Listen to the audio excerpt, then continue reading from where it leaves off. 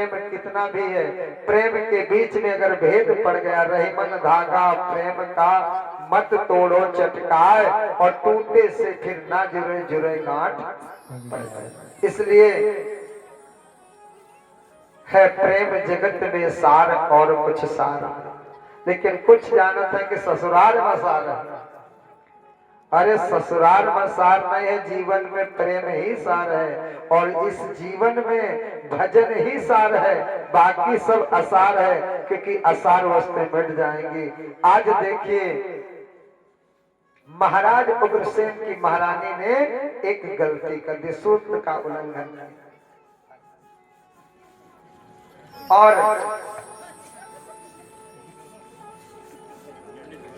जाती है पति का साथ छोड़ करके वन का विहार करने के लिए। लेकिन वहां रास्ते में जंगल में जब पहुंच करके वन की शोभा देखते देखते घनघोर जंगल में जा पहुंचे, और वहीं पर एक मायावी राक्षस रहता था जिसका नाम था धर्मेंद्र। आंधी चला करके सखियों से दूर कर देता है, और लौट करके महारानी पौन रेखा के समक्ष महाराज उग्रसेन का रूप धारण करके उसके सतीत्व को भंग कर देता है। और जब उसको सही पता चली महारानी को, तो तुरंत साप देने लगी। तो चरणों में गिरा, देवी मुझे साप न दो, मेरे अंश से जो बालक होगा स्वयं नारायण को अवतार लेना पड़ेगा, बिन भगवंत मरी नहीं। समय का इंतजार करती हुई महारानी पौन रेखा घर को आती है, और समय बीतता गया। माघ का महीना आया, अंधेरे पक्ष की चतुर्दशी तिथि थी, दिन था शनिवार, जिस दिन कंस का जन्म।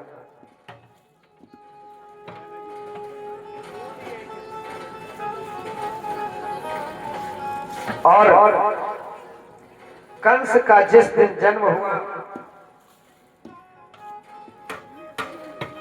अनेक अपशकुन होते हैं। अकारण आधी रात को कागा बोलता है, जम्बुक बोलते हैं, अर्धरात में श्रृंगाल बोलना ये अपशकुन के लक्षण होते हैं। अकारण कागा जब बोलता है, कौवा बोलता है, ये जब और भीषण तेज हवाएं चलती हैं, उन हवाओं के साथ मूसलाधार बरसात होती है, बादल गरजते हैं, ओले पड़ते हैं, चारों ओर त्राहि त्राहि मचा। कंस का जन्म हुआ तो लोगों को जीवन संकट में नजर आया, ऐसा लगता था कि महाप्रलय हो जाएगा, क्योंकि उस अत्याचारी आत्मा का प्रादुर्भाव हुआ है। जिस दिन ऐसा लगता था कि सन 2012 1 जनवरी, याद है, अब गए, अब मरे, अब पत्थर भय, सब घर छोड़ करके बाहर निकल आए थे। और ये स्थिति जब आई, लेकिन महाराज उग्रसेन के घर बालक का जन्म चौथे पन में हुआ है, सारे अपशकुन को मंगल मान लिए, और सुबह जो है बड़ा दान बांटा गया, खुशियां मनाई गई, और बच्चे का बड़ा धूमधाम से जन्म मनाया गया, उत्सव मनाए गए, लालन पालन शुरू हुआ। धीरे धीरे कंस बढ़ते बढ़ते 5 वर्ष का हुआ, तो बच्चों के साथ खेलने जाने लगा। तो क्या करता है, अरे खेलन जाय बालकन संगा,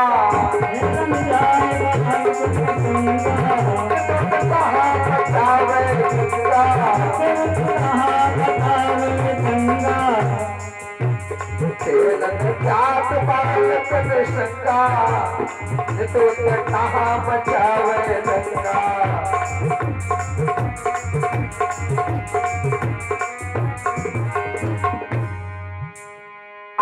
बच्चों के साथ जाता है तो नाना प्रकार के उपद्रव करता है। और बचपन में बच्चों के यमन कितने ही बच्चे मार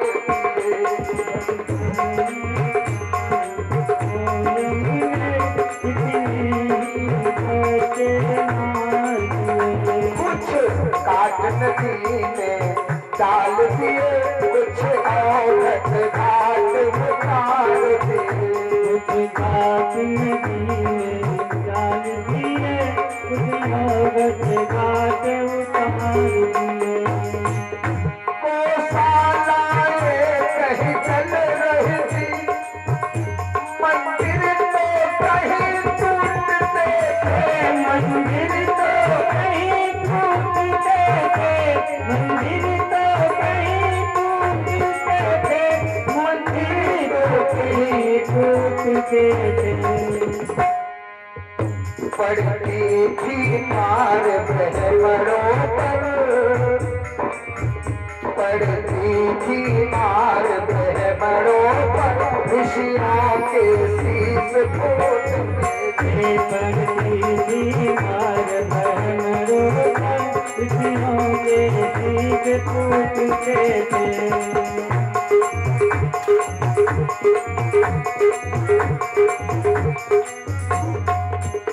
आज कंस क्या किया कि बचपन में ही उपद्रव शुरू कर दिया, क्योंकि वो राक्षसी संतान, क्योंकि प्रभाव तो दिखा।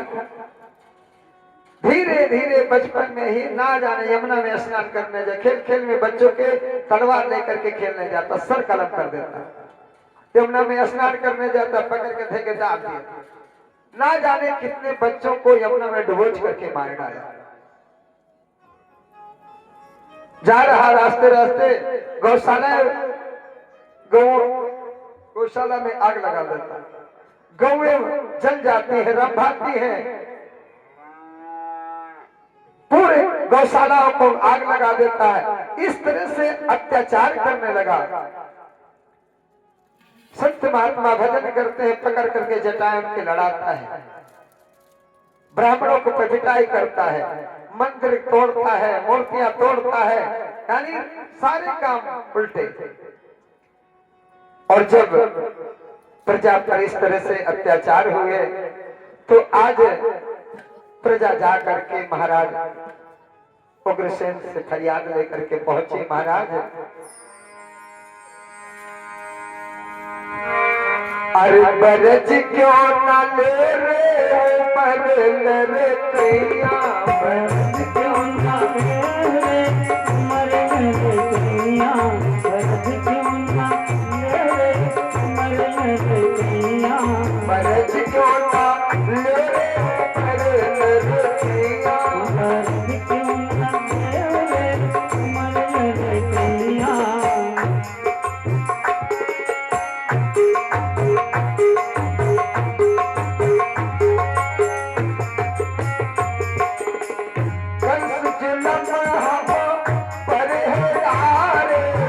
कंस जुलम हम परहदारे, बिन अपराध पाले पपवारे, मुझे अपराध बाले मन मारे।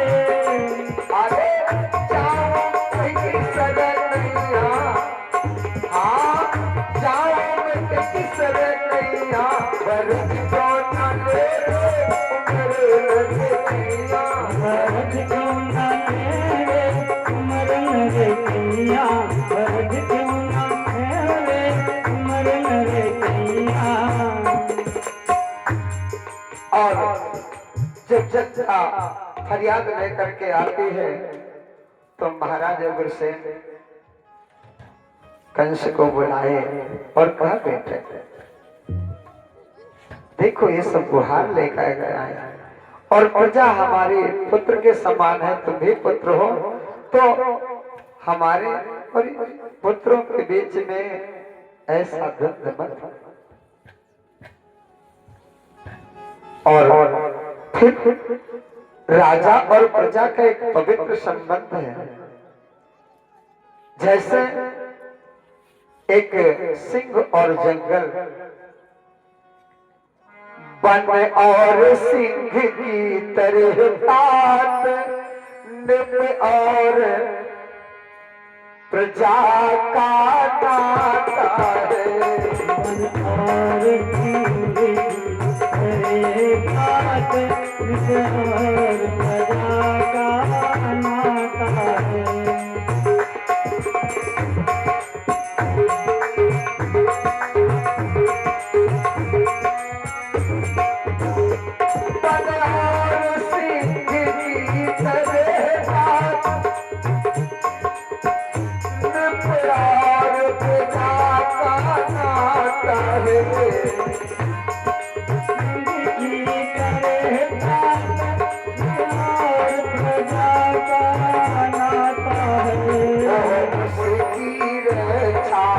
करता है वो उसके प्राण बचाता है, वो उसकी रक्षा करता है, वो उसके प्राण बचाता है।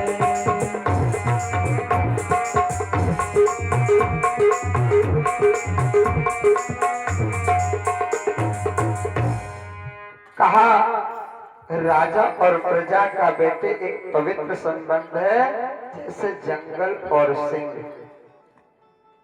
कहा ये कैसे? कहा बेटे जिस जंगल में सिंह नहीं होता है तो उस जंगल को लकड़हारे निर्भीक होकर के काटने पर उतारू हो जाते हैं, जंगल काट करके मैदान कर देते हैं।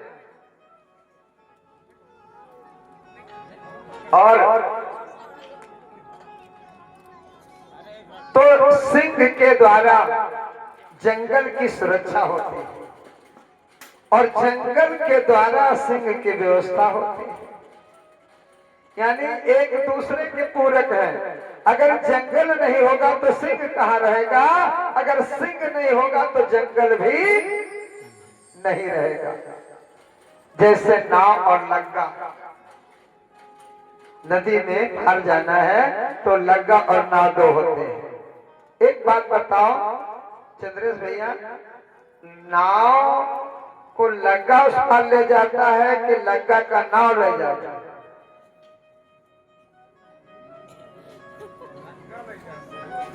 भाई नाव को लग्गा ले जाता है। अच्छा मान लो सपोज किसी लग्गा को नाव ना मिले तो का लग्गा उतर जाई? अगर नाव ना हुए लग्गा ऊपर जा सकता। अच्छा लग्गा हुए और नाव ना हुए तो लग्गा न जाए और लग्गा ना हुए नाव हुए। अरे लग्गा के सहारे नाव और नाव के सहारे लग्गा, एक दूसरे के सहारे जीवन नौका चल रही है। ऐसे स्त्री पुरुष के सहारे, पुरुष स्त्री के सहारे गृहस्थ आश्रम के नियम है, एक दूसरे के पूरक होते हैं और दोनों एक दूसरे के सहारे जीवन यापन कर लेते हैं। ऐसे कथा बहुत बढ़िया हो रही है, कथा बहुत बढ़िया बनता हो, लेकिन सुने वाले न हो एक तो कत्ती नीक लागे कथा। कैसे लगेगी? अच्छा सुनने वाले 1000 आदमी बैठे हो, कहाय वाला ना हुए तो कत्ता नीक लागे। हमारी माता है लोग कबो कबो मनमा मार बोल जाती, हम न बोलो घर सबके और आते को क्या यानी हम ना बनाए धरी तो सबकी आते को क्या जाए, और हम कह दिए आग दिन घर भर सलाह करे आज कोई न खाए, तुम बने खूब धरो तो वो कुकरन के भोजन को खाई सवेरे कुकुर खाई है। यानी भोजन का महत्व भोजन के पाने वालों से है। बारात का बड़ा इंतजाम तुम व्यवस्था करो, बारात ना आवे तो क्या हो, ये गढ़े उल्टी हो भगवान सवेरे। तो ये कभी मत सोचो सबका महत्व है, एक दूसरे के पूरक। समाज एक ऐसी व्यवस्था है, दिन से रात का महत्व, रात से दिन का महत्व। अगर दिने दिन हुए, राते रात हुए तो कितनी देर सोई हो। मान लो 24 घंटा रातें हो जाए तो उब जाओगे, और दिने दिन रहे रात हो ना करे तो क्या करे, तो वो मर्जी हो। तो सबका महत्व है प्रकृति में, एक दूसरे का पूरक है। सज्जन जो है दुर्जनों एक दूसरे के पूरक है। सज्जनों का महत्व जब दिया जाता तो दुर्जनों को बता करके देखो वो गलत है, ये सही, एक दूसरे के पूरक होते हैं। तो समाज में विचार करके देखना चाहिए। और ये जो है कहा बेटे, अगर इस तरह से प्रजा को सताओगे तो जब जो एक एक को खा डाले तो एक न रहने पाएगा, और रैयत को अधिक सताने से तूफान खड़ा हो जाएगा। एक प्रजा पर इस तरह से जुल्म ढाओगे बेटे तो कहां तक प्रजा सहन करेगी।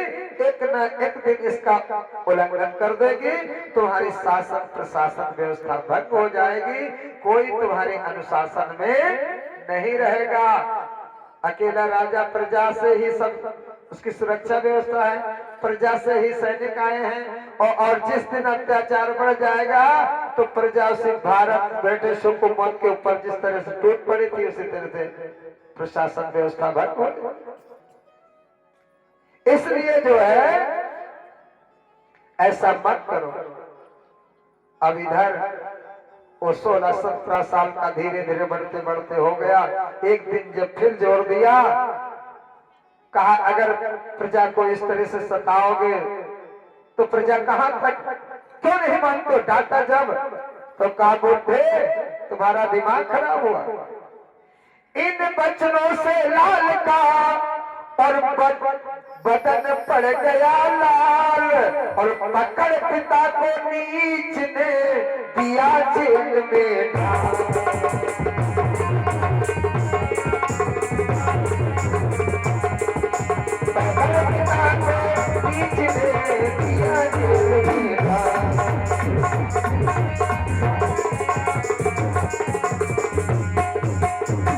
एक दिन जो है जैसे महाराज से ज्यादा समझाया तो कहा बस बुढ़े तुम्हारा दिमाग